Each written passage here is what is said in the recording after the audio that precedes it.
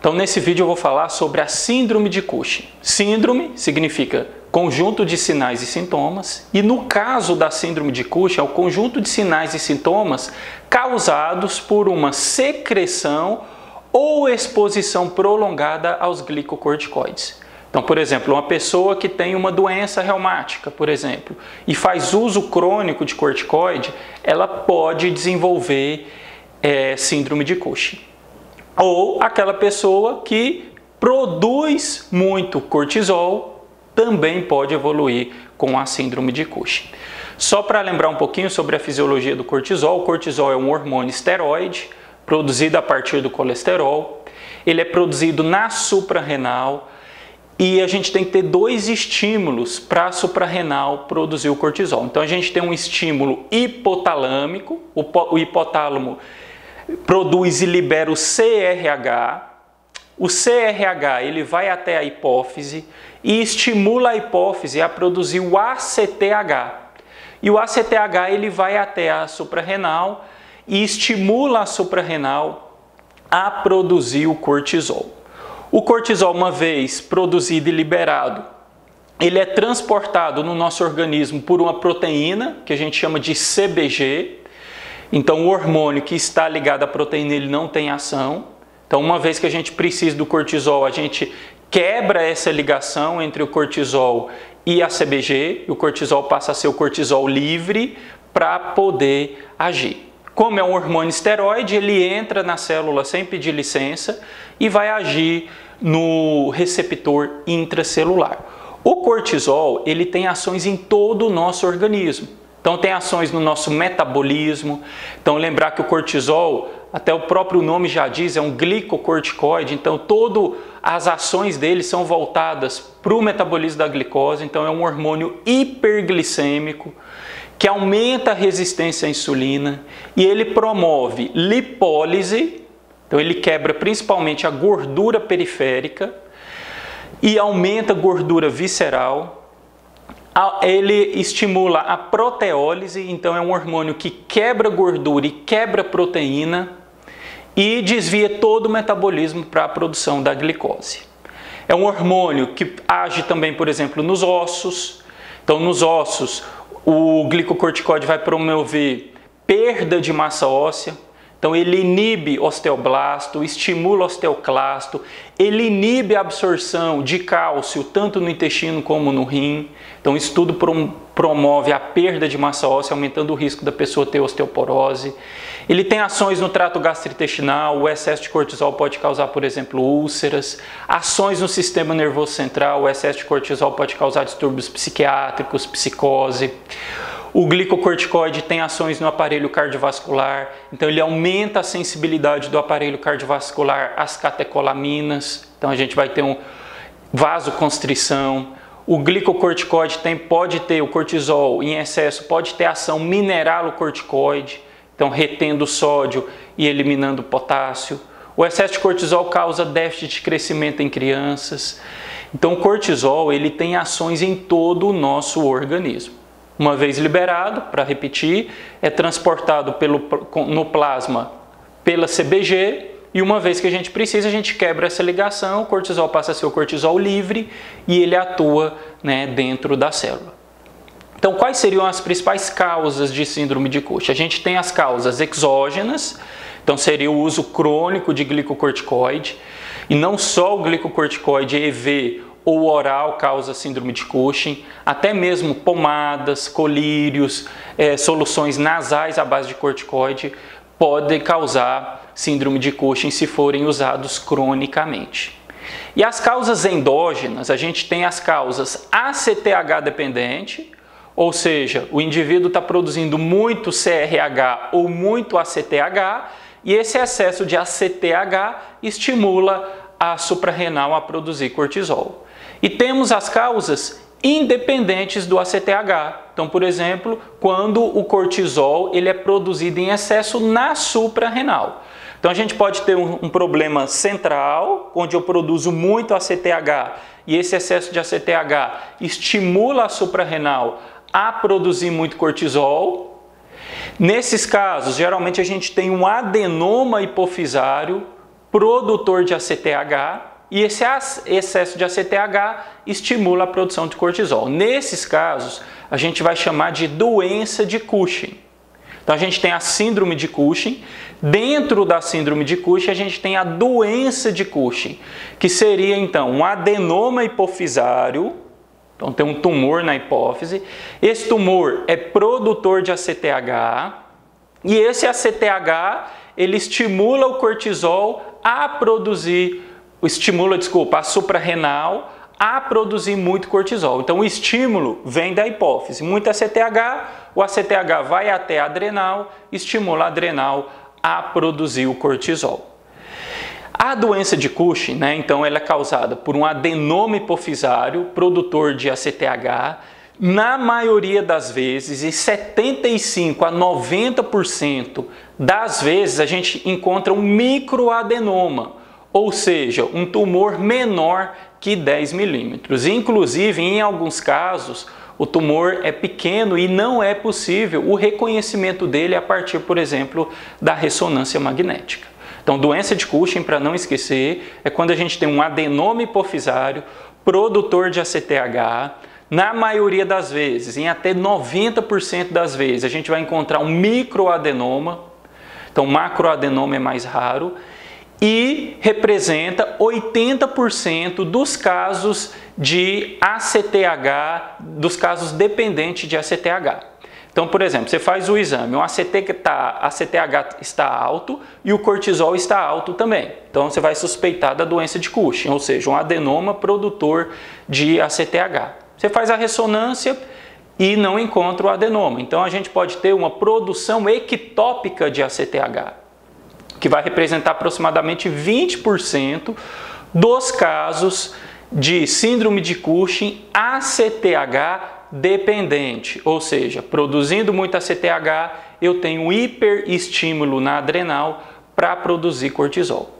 Então, a doença de Cushing é quando a gente tem um microadenoma, na maioria das vezes, hipofisário, produtor de ACTH, e a doença de Cushing representa 80% dos casos de síndrome de Cushing ACTH dependente, ou seja, produzi muito ACTH, estimulei a adrenal a produzir muito cortisol. A doença de Cushing é mais comum em mulheres, numa relação de 8:1, e geralmente aparece entre 20 e 50 anos. Nós temos também a secreção ectópica de ACTH. Então ela representa 10 a 15% dos casos de síndrome de Cushing. Então, ao invés de eu produzir ACTH na hipófise, eu vou ter algum problema e esse problema aumenta a produção do ACTH e o ACTH estimula a adrenal a produzir muito cortisol. Então, os principais problemas que causam esse aumento do ACTH ectópico, fora da hipófise, são tumores, são cânceres. Então, o principal, carcinoma de pequenas células do pulmão, carcinoma brônquico, e a gente tem também o carcinoma de vesícula, fígado, ovário e próstata. Então, sempre que a gente tem uma produção ectópica de ACTH, ou seja, algum problema que esteja produzindo muito ACTH fora da hipófise, a gente vai ter sempre que pensar em câncer, principalmente de pulmão, ou de pequenas células, ou carcinoma brônquico. Mas o câncer também de vesícula, fígado, ovário e próstata também podem causar esse aumento da produção do ACTH. E nós podemos também ter uma secreção ectópica de CRH. Lembre, o CRH ele é produzido na no hipotálamo. Uma vez produzido no hipotálamo, estimula a hipófise a produzir o ACTH, e o ACTH estimula a produção do cortisol na suprarrenal. Então, se eu tiver uma produção aumentada de CRH, esse excesso de CRH estimula a produção do ACTH na hipófise, e esse excesso de ACTH vai até a adrenal e estimula a adrenal a produzir muito cortisol. Geralmente, a produção ectópica de CRH também é por câncer. A gente tem o carcinoma brônquico, o carcinoma medular da tireoide e o carcinoma de próstata como as principais causas de produção ectópica de CRH. Então, entre as causas ACTH dependente, a gente tem tumor hipofisário, um adenoma hipofisário, produtor de ACTH, que a gente representou 80% dos casos de ACTH dependente. A gente vai chamar doença de Cushing. Então, a doença de Cushing é quando a gente tem um adenoma hipofisário produtor de ACTH. A gente tem a produção de ACTH ectópica, nos casos principalmente câncer de pulmão. E a gente tem a produção do ectópica de CRH, também pensar no câncer de pulmão, de próstata e o carcinoma medular da tireoide. E nós temos também as causas ACTH independente. Quando que ocorre? É quando a produção excessiva do cortisol ocorre na suprarrenal. Então é uma produção autônoma da suprarrenal, independente do ACTH. Então eu tenho, por exemplo, um tumor, pode ser um adenoma adrenal ou um carcinoma adrenal, e esse tumor adrenal, ele produz muito cortisol. Ao produzir muito cortisol, esse excesso de cortisol vai fazer um feedback negativo na hipófise, e aí a gente vai ter níveis de ACTH suprimido.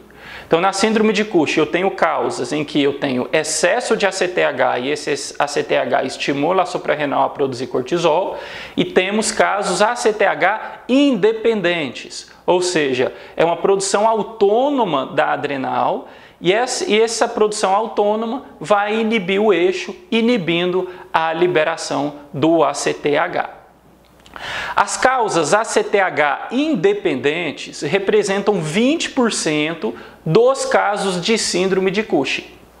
Geralmente, quando a gente faz a tomografia da adrenal, se a gente encontra tumores menores que 3 centímetros, isso é sugestivo de um adenoma adrenal, já que os carcinomas geralmente eles são maiores que 6 centímetros. Então, pelo tamanho já dá para a gente ter uma ideia se aquele tumor é um adenoma ou um carcinoma. E também nos casos onde a gente tem o carcinoma adrenal, geralmente esse carcinoma ele produz também androgênios. Então, por exemplo, se a mulher tiver uma síndrome de Cushing por um carcinoma adrenal, então ela vai ter um hiperandrogenismo.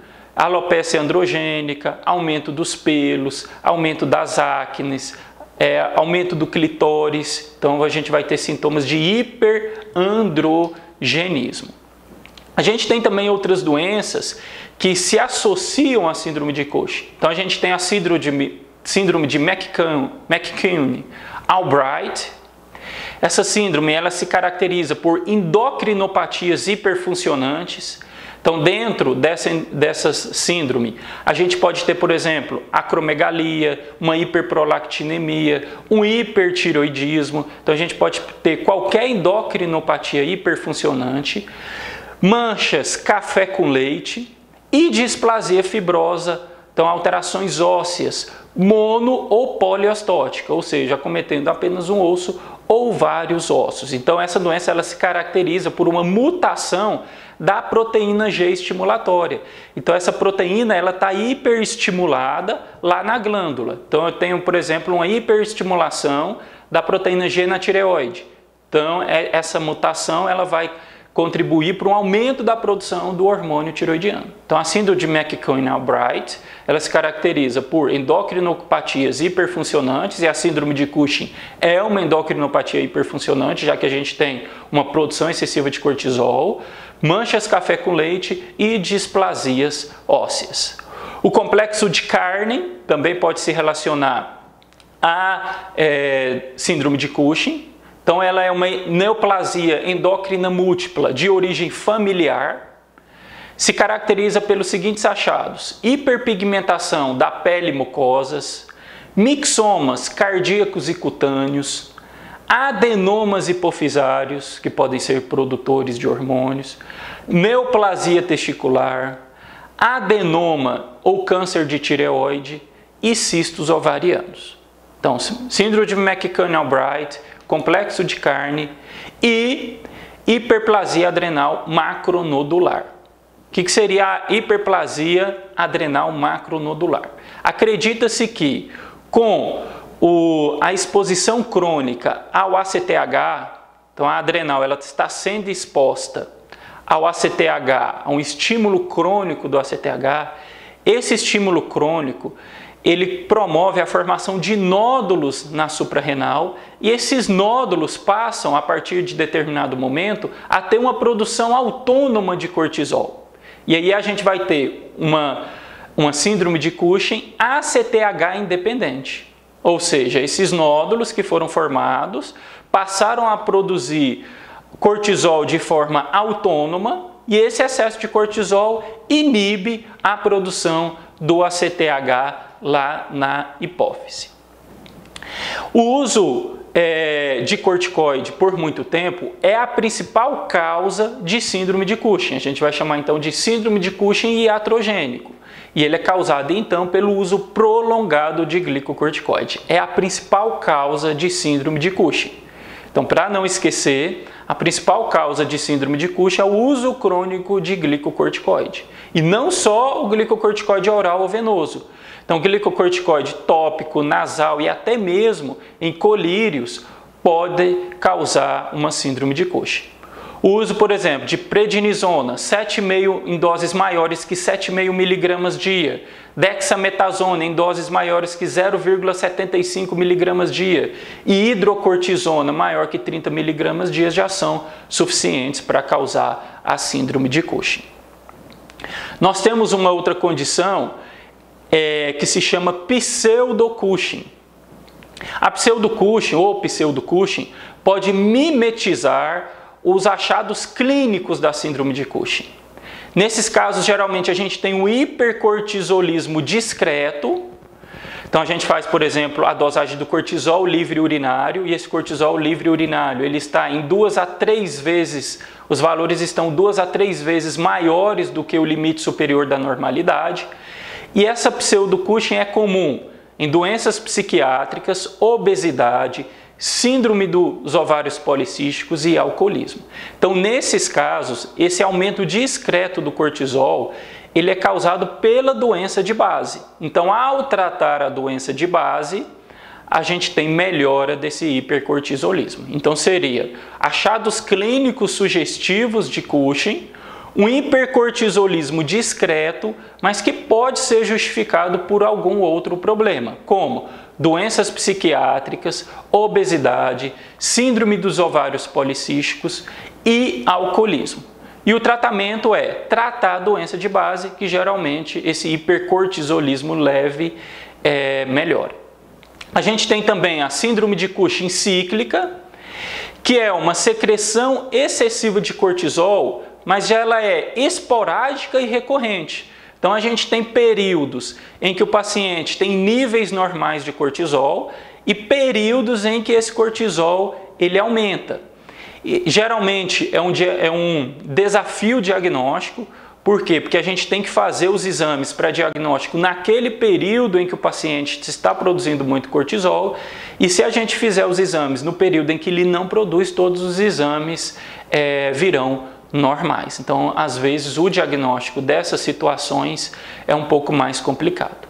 Quais são as principais manifestações clínicas da síndrome de Cushing? Então, a gente tem ganho de peso, principalmente com acúmulo de gordura visceral, então é uma gordura centrípeta, né? O cortisol, apesar dele ser um hormônio lipolítico, ele aumenta a quebra de gordura periférica, mas estimula a deposição de gordura visceral. A gente tem um achado clássico na síndrome de Cushing, que é o aparecimento de estrias violáceas, são estrias largas e violáceas, principalmente no abdômen e nos flancos. A gente tem um achado da facies em lua cheia, então, né, uma facies bem arredondada, e o aparecimento da gibosidade dorsal, que é um acúmulo de gordura na região dorsal. São achados típicos. A gente tem também um aparecimento de pele, a pele no paciente com síndrome de Cushing, ela fica mais fina. Lembrar que o cortisol é um hormônio proteolítico, ele quebra a proteína, então ele vai quebrar o colágeno da pele e a pele vai ficar mais fina.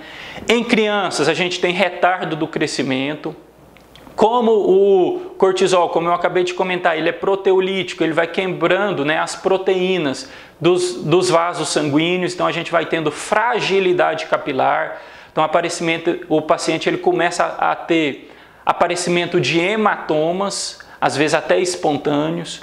O cortisol em excesso pode ter um efeito mineralocorticoide, retendo sódio e água. Com isso a gente pode ter hipertensão arterial. Como o cortisol é um hormônio hiperglicêmico, ele atua aumentando a resistência periférica à insulina, assim como estimulando a produção endógena de glicose. É comum a gente ter o encontro de diabetes.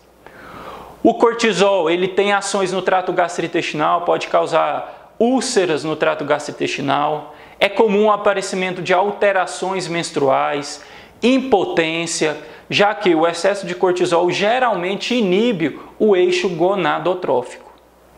Podemos ter também insônia, alterações, sintomas de doenças psiquiátricas, então o cortisol também altera, né, nesse sentido. Então a gente pode ter depressão, labilidade emocional, euforia e até psicose. E podemos ter também, quando o tumor ele produz também androgênios, sinais de hiperandrogenismo, alopécia, acne, aumento de pelos, alterações do clitóris.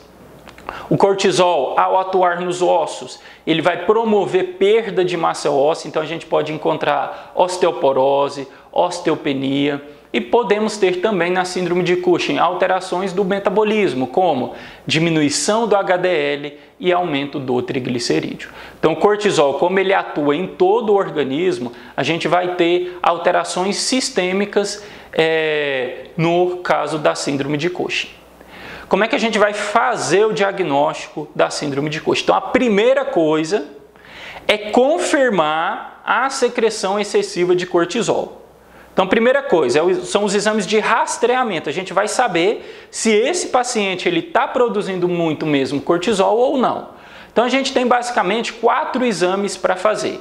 O cortisol livre urinário em urina de 24 horas. Então, a gente vai colher a urina durante 24 horas e vai fazer a dosagem do cortisol livre urinário. O teste de supressão com baixas doses de dexametasona. E o cortisol à meia-noite, que pode ser o cortisol sérico ou salivar. Atualmente, o cortisol salivar tem sido mais usado do que o cortisol sérico. Então, a primeira coisa, a gente vai rastrear, vai saber se esse paciente ele realmente está produzindo muito cortisol ou não. Como que a gente vai avaliar essa produção excessiva de cortisol? Cortisol livre urinário em urina de 24 horas, teste de supressão com baixas doses de dexametasona e cortisol à meia-noite, cortisol sérico ou salivar. Então, em relação ao cortisol livre urinário, ele representa a quantidade de cortisol que circulou no sangue durante as 24 horas. E ele é bem interessante porque ele avalia o cortisol livre e não o cortisol total. O cortisol total seria aquela quantidade de cortisol que está ligada à CBG mais aquele cortisol livre.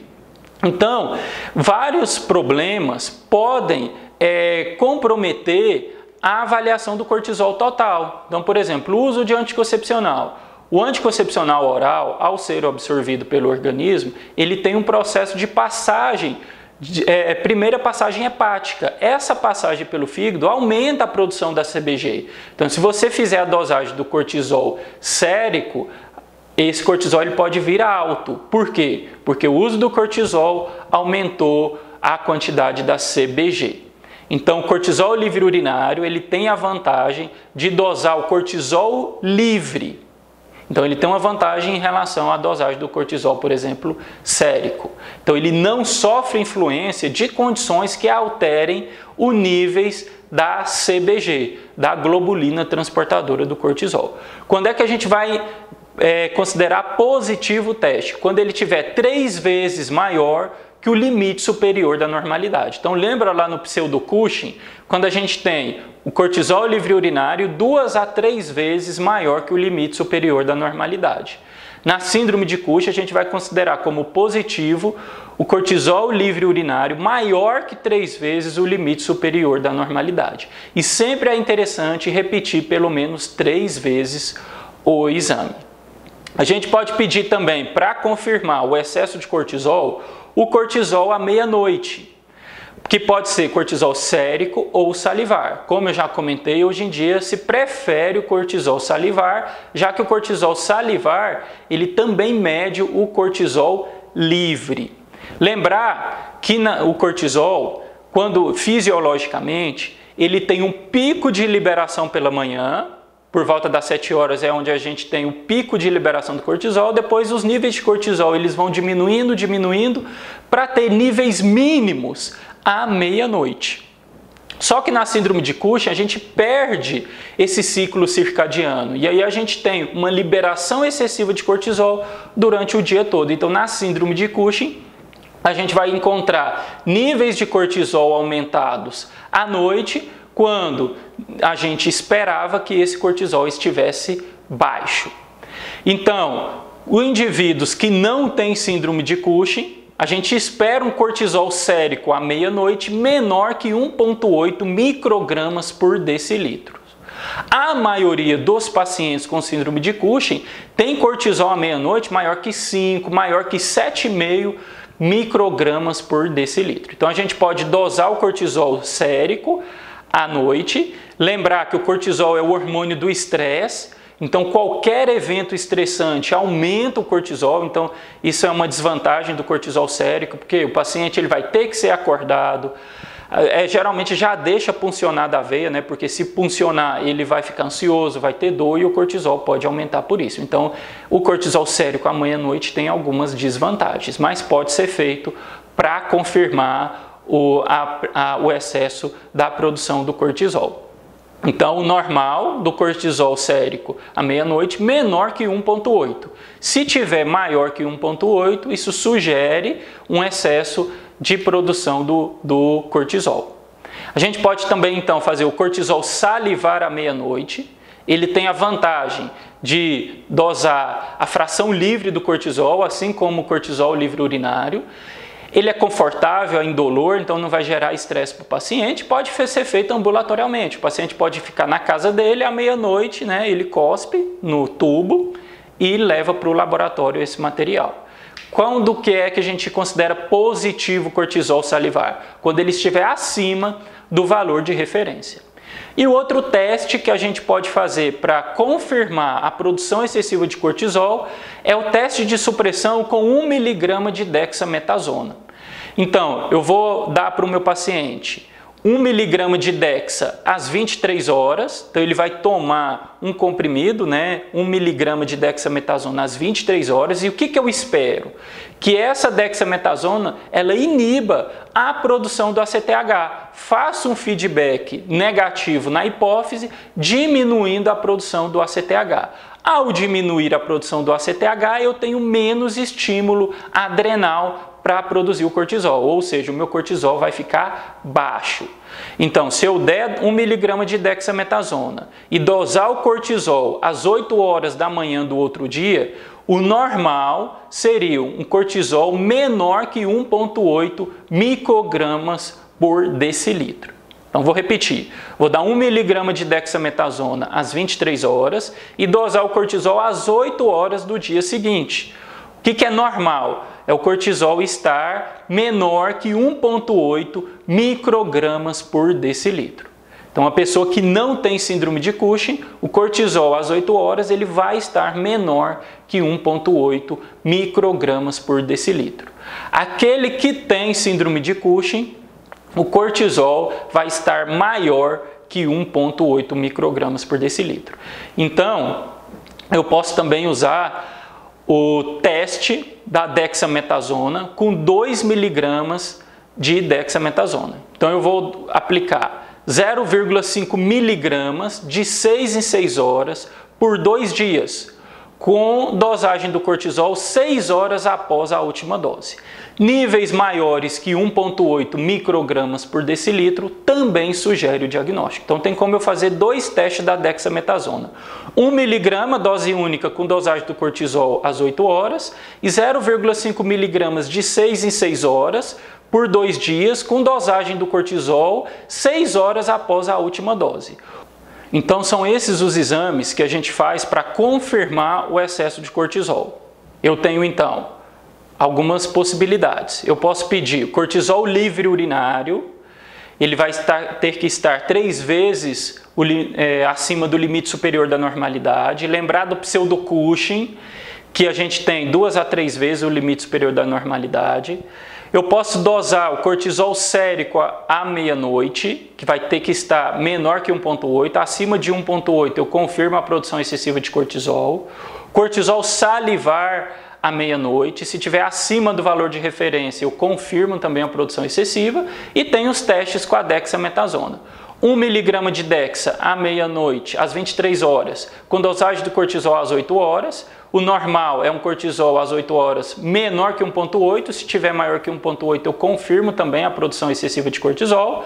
E o teste de supressão com 2 mg de dexametasona.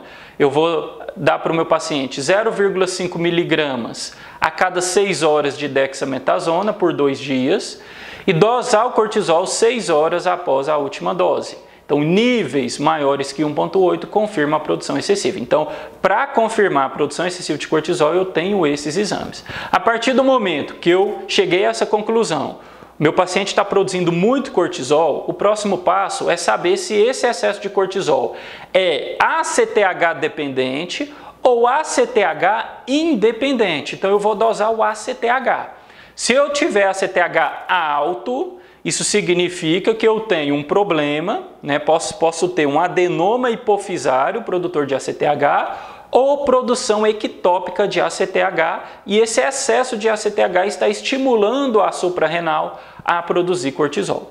Então, a partir do momento ACTH alto, cortisol alto, eu vou procurar lá na hipófise, vou fazer uma ressonância nuclear magnética da hipófise. Se eu encontrar o adenoma, pronto, fechei o diagnóstico de doença de Cushing.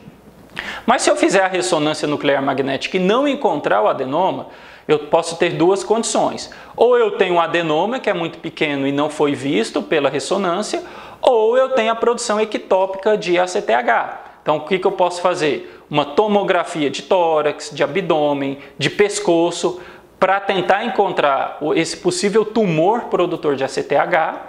E se eu não encontrar na TC de tórax, abdômen e pescoço, eu posso fazer o octreoscan à procura do tumor produtor de ACTH. Então, confirmei a produção excessiva de cortisol, dosei o ACTH. ACTH alto significa que é uma síndrome de Cushing ACTH dependente. Então eu vou para a suprarrenal, ressonância, encontrei o adenoma, doença de Cushing. Não encontrei, vou ter que rastrear, procurar onde que está sendo essa produção excessiva de ACTH. Se o ACTH estiver suprimido, o que significa? Que essa produção excessiva de cortisol está sendo feita na suprarrenal. Então, se eu tenho uma produção excessiva de cortisol na suprarrenal, esse excesso de cortisol vai inibir o eixo, diminuindo a produção do ACTH. Então, se eu tenho excesso de cortisol com ACTH suprimido, eu vou fazer uma TC de abdômen à procura de um adenoma ou de um carcinoma da suprarrenal. O potássio, ele pode nos ajudar na avaliação. Quando a gente tem uma secreção ectópica de ACTH, a gente pode ter hipocalemia. Então isso acontece por quê? Porque nos casos de secreção ectópica de ACTH, a gente tem uma liberação muito grande de ACTH. E esse excesso, essa produção muito excessiva de ACTH, estimula uma produção muito excessiva de cortisol. E esse excesso de cortisol vai ter um efeito mineralocorticoide, ou seja, reabsorvendo sódio e eliminando potássio. Então, nos casos de secreção ectópica de ACTH, é comum a gente ter o potássio baixo. E a gente tem também o que a gente chama de testes funcionais, que são testes que vão nos ajudar no diagnóstico diferencial. Então vamos supor, a gente tem um paciente que ele tem síndrome de Cushing, ACTH dependente, ou seja, ele produz muito ACTH, mas a gente não sabe se essa produção de ACTH ela está sendo feita pela hipófise ou se é uma secreção ectópica de ACTH. Então a gente tem testes funcionais que nos ajudam a determinar se essa produção de ACTH é pela doença de Cushing ou uma secreção ectópica de ACTH. É quando a gente fica na dúvida. Então vamos dar um exemplo. O paciente ele tem um ACTH alto e cortisol alto. A gente fez a ressonância e não encontrou o adenoma na hipófise. E aí eu fico na dúvida, será que é um adenoma hipofisário que não foi visto pelo exame ou tem uma secreção ectópica? Então, para nos ajudar nesse diagnóstico diferencial, a gente tem alguns testes funcionais. A gente tem o teste de supressão com altas doses de dexametasona, o teste do CRH e o cateterismo bilateral dos seios petrosos inferiores. Então vou falar agora um pouco sobre o teste de supressão com altas doses de dexametasona. Então quando a gente tem doença de Cushing, quando a gente tem um adenoma hipofisário produtor de cortisol, esse adenoma ele responde parcialmente a altas doses de dexametasona. O que seria isso? Então, ao dar altas doses de dexametasona, essa alta dose de dexametasona vai fazer um feedback negativo no adenoma hipofisário, diminuindo a produção de ACTH e, consequentemente, diminuindo a produção do cortisol. Na secreção ectópica de ACTH, a gente não tem essa resposta. Eu não consigo inibir a liberação do ACTH dando altas doses de dexametasona. Como que esse exame é feito? Eu vou dar 2 mg de dexametasona de 6 em 6 horas por 48 horas, com a dosagem do cortisol basal, ou seja, antes de dar a dexametasona e no final do teste. Então seria mais ou menos o seguinte, eu vou dosar o cortisol, comecei a dar 2 mg de dexametasona de 6 em 6 horas por 48 horas e no final das 48 horas eu vou dosar o cortisol. E posso também fazer o seguinte, para fazer esse teste, posso dar uma dose única de 8 mg de dexametasona à noite, entre 23 horas e 24 horas, com dosagem do cortisol na manhã seguinte. Eu vou dosar o cortisol antes do teste, né? Dar 8 mg dose única e dosar o cortisol às 8 horas da manhã seguinte. Nos casos de doença de Cushing, ou seja, onde eu consigo inibir ainda parcialmente a produção da CTH, eu tenho uma redução maior que 50% nos níveis de cortisol. Então, para tentar ficar mais claro, eu dosei o cortisol antes, e aí eu dei dose única de 8 mg de dexametasona, e dosei o cortisol no dia seguinte, na manhã seguinte, ou dosei o cortisol antes, dei 2 mg de 6 em 6 horas de dexametasona por 48 horas, com dosagem novamente do cortisol após as 48 horas. Se eu tiver uma redução maior que 50% no cortisol, isso sugere doença de Cushing. Se eu tiver uma redução de menor que 50%, provavelmente eu tenho uma secreção ectópica de ACTH. Ok? Então, na doença de Cushing, eu consigo ainda inibir parcialmente um pouquinho a produção e liberação do ACTH. O teste do CRH já é o contrário. Então, o teste do CRH seria o seguinte, eu vou dar CRH e vou fazer as dosagens de ACTH e cortisol antes e após a aplicação do CRH.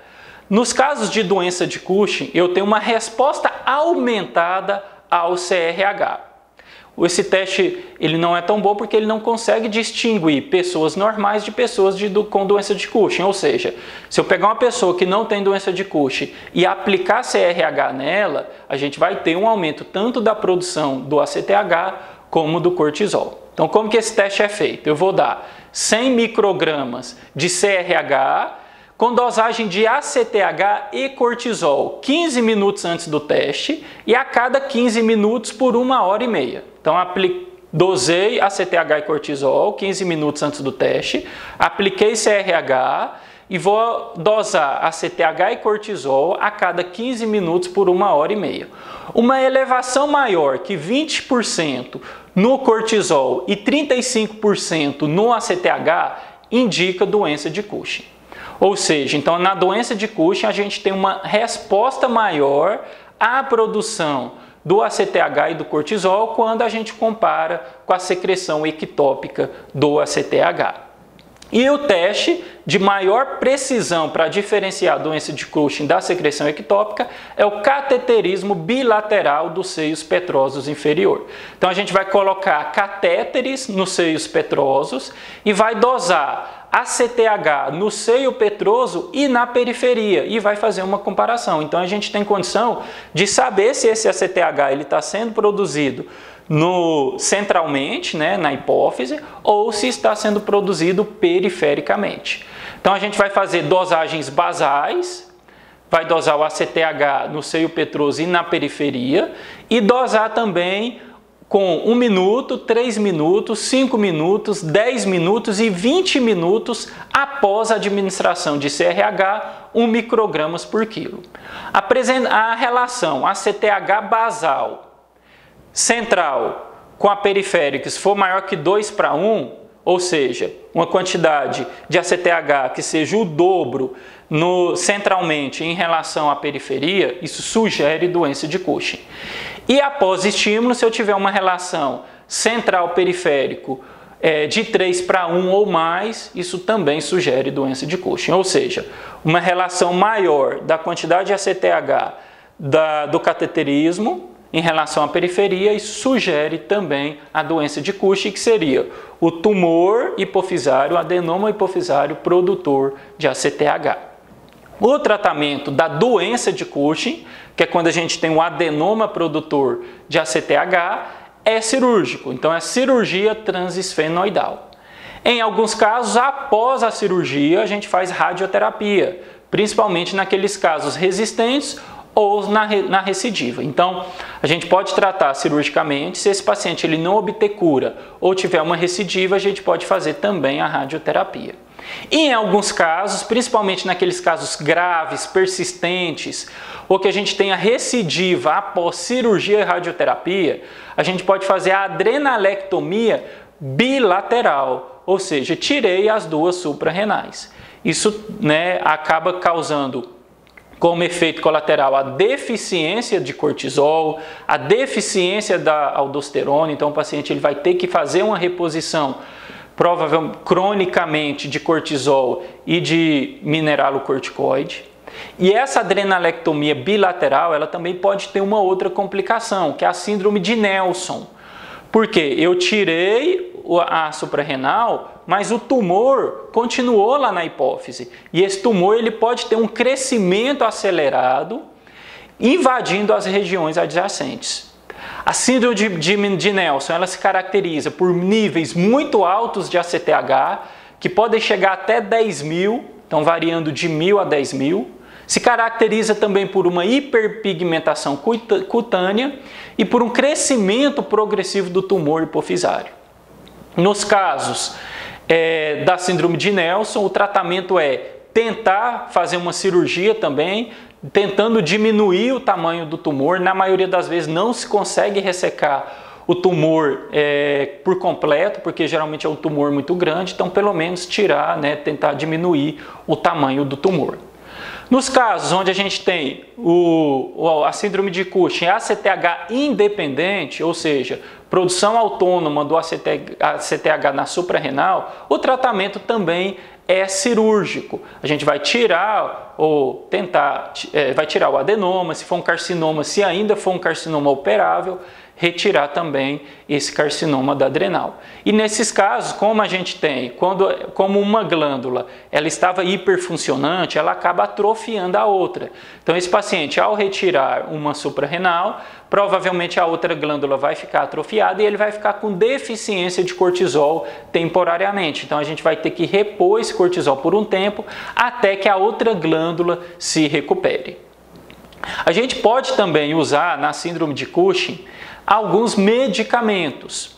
Então, quando é que a gente indica o tratamento medicamentoso?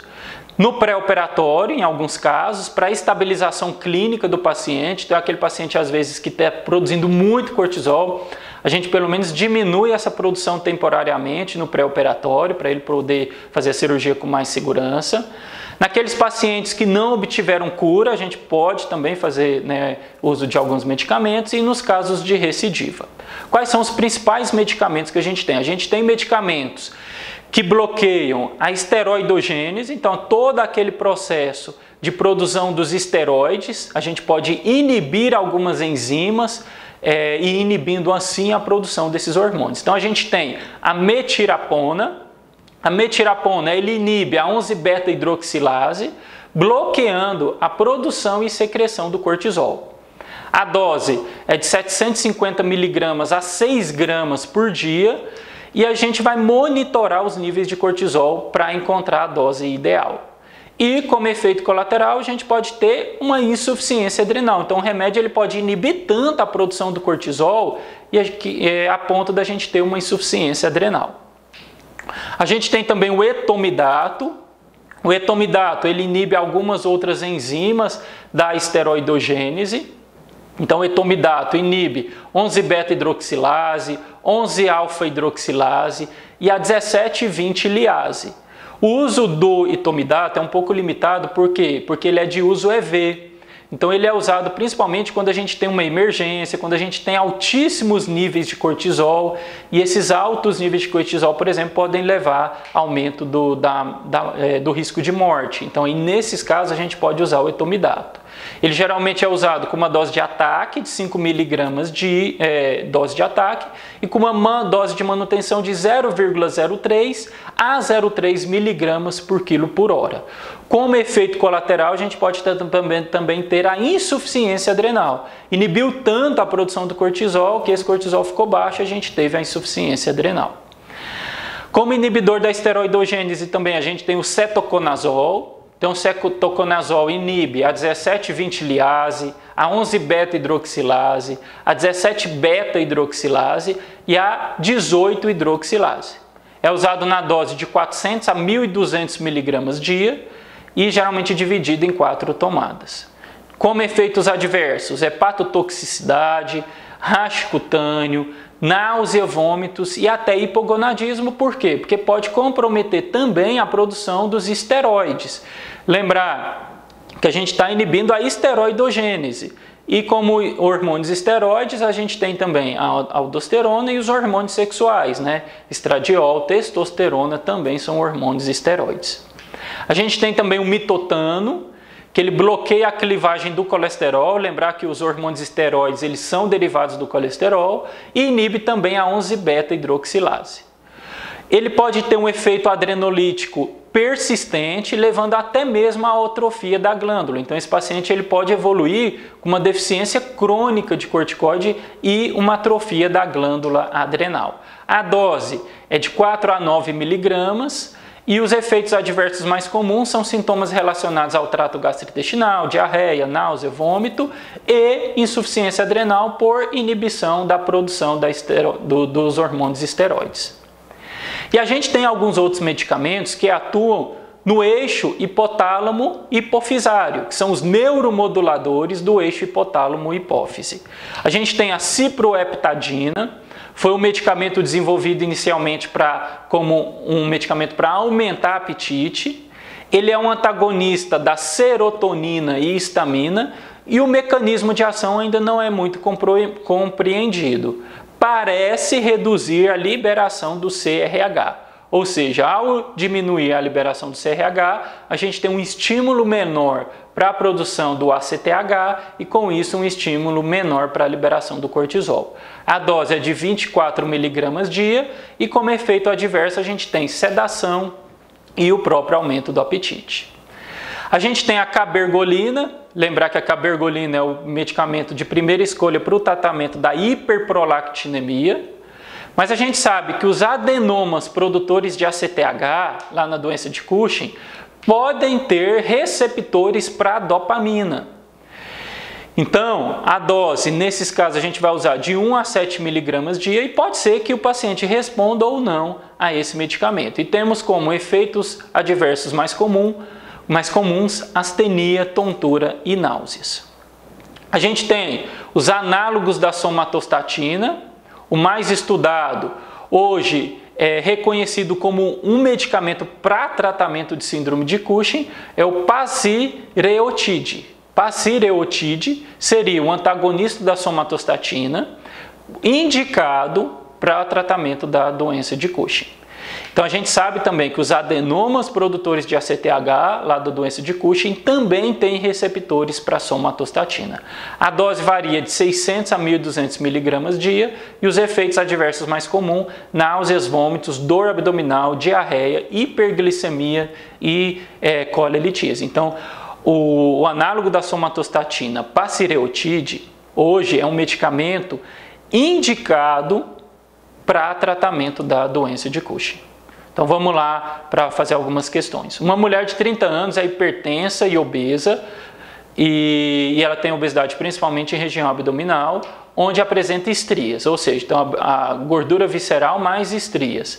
Tem equimose, lembrar que o excesso de cortisol causa uma fragilidade capilar com aparecimento de equimoses, além de hirsutismo. O diagnóstico mais provável é síndrome de Cushing, né? Então hipertireoidismo não causa, coarctação da aorta também, feocromocitoma também não. Então síndrome de Cushing. Assinala a alternativa correta quanto à síndrome de Cushing. O cetoconazol inibe várias enzimas P450 e reduz efetivamente os níveis de cortisol quando administrado 2 vezes ao dia na dose de 600 a 1.200 miligramas dia. Sim, lembrar que o cetoconazol ele inibe várias enzimas, né, até 4 enzimas da esteroidogênese, a dose é de 600 a 1.200 miligramas dia. Deve-se evitar o tratamento cirúrgico? Não, o tratamento de escolha, né, principalmente da doença de Cushing, é o tratamento cirúrgico. E radiação hipofisária foi abandonada como terapia complementar à cirurgia? Não. Então, muitas das vezes, naqueles casos recorrentes e que o paciente já fez a cirurgia e não teve melhora, a gente pode fazer a radioterapia. A remoção de ambas as suprarrenais corrige o hipercortisolismo sem necessidade de reposição de glico e mineralocorticoide? Não. Se você tirou as 2 suprarrenais, você vai ficar com deficiência de cortisol e mineralocorticoide, então você vai ter que repor os 2 hormônios. Então, a letra A, né, está normal. Só para, voltando aqui, na letra E, né, o mitotano suprime a hipersecreção de cortisol por ativar as enzimas responsáveis pela clivagem das cadeias laterais? Não, pelo contrário, ela não ativa as enzimas, ela inibe as enzimas, porque se ela ativasse as enzimas, a gente teria aumento da produção do cortisol. Analise o texto abaixo. A síndrome de Cushing, quando doença, é ACTH dependente, né?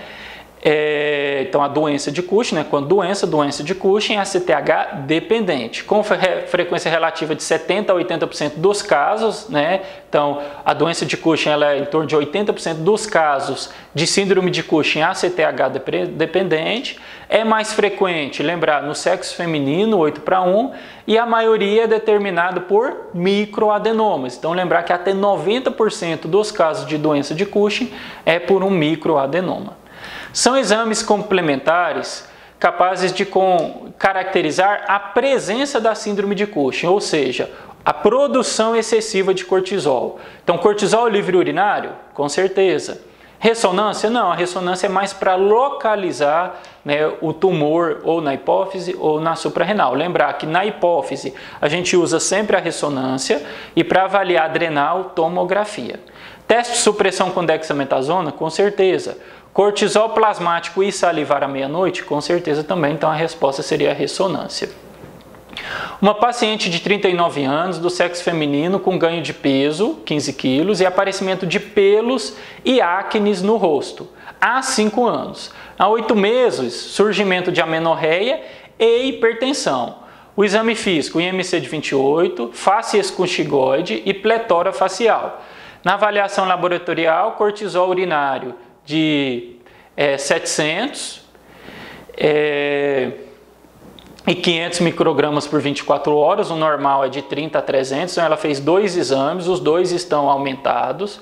Cortisol sérico às 8 horas, 20 microgramas, normal, mas se lembrar que o cortisol sérico basal, ele não é usado, né, para fazer o diagnóstico. A CTH 37, ou seja, está normal. E o cortisol sérico após 1 mg de Dexa de 15. Então, ao administrar a Dexa, eu espero uma supressão do cortisol às 8 horas da manhã e esse paciente tem um cortisol sérico pela manhã alto. Então, eu tenho 2 exames que comprovam o hipercortisolismo. Cortisol livre urinário aumentado e o teste de dexametasona com 1 mg. Qual a afirmativa abaixo correta a respeito desse caso? Então, ó, eu tenho um paciente com hipercortisolismo e a CTH normal. Se fosse um tumor da adrenal, produtor de cortisol, o meu ACTH estaria suprimido. Então, eu tenho um caso de síndrome de Cushing, ACTH dependente. Cortisol sérico das 8 horas normal, descarta o diagnóstico da síndrome de Cushing. Então, cortisol sérico às 8 horas, ele não é usado para diagnóstico da síndrome de Cushing.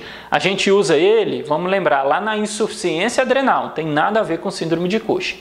O ACTH sérico normal torna pouco provável o diagnóstico de doença de Cushing? Não, eu posso ter uma síndrome de Cushing ACTH dependente. Eu espero encontrar o ACTH alto, mas ele pode estar normal.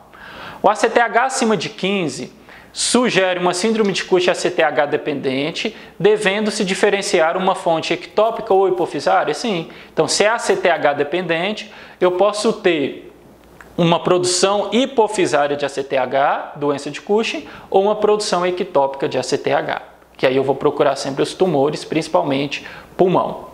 É classificada como uma das causas de síndrome de Cushing ACTH dependente. Então, adenoma adrenal é carcinoma adrenal? Não. Então, é ACTH independente, é uma produção autônoma da suprarrenal. Doença adrenal micronodular e uso de glicocorticoide, nenhuma é ACTH dependente. E o carcinoma pulmonar de pequena célula é uma das causas de produção ectópica de ACTH, então seria uma causa de síndrome de Cushing ACTH dependente. A causa mais frequente de síndrome de Cushing é doença de Cushing. Então, a causa mais comum de síndrome de Cushing é tumor hipofisário produtor de cortisol. Mulher, 33 anos, com obesidade centrípeta, diabetes, hipertensão arterial de difícil controle. Refere também fratura patológica da coluna no último ano. Lembrar que o cortisol ele é um hormônio que aumenta a perda de massa óssea. Informa que durante a investigação de hipertensão foi detectado nódulo de 2,5 em adrenal direita. Então, ela tem um adenoma adrenal. Exames laboratoriais. Cortisol após 1 mg de Dexa igual a 8, ou seja, confirmou que ela está produzindo muito cortisol.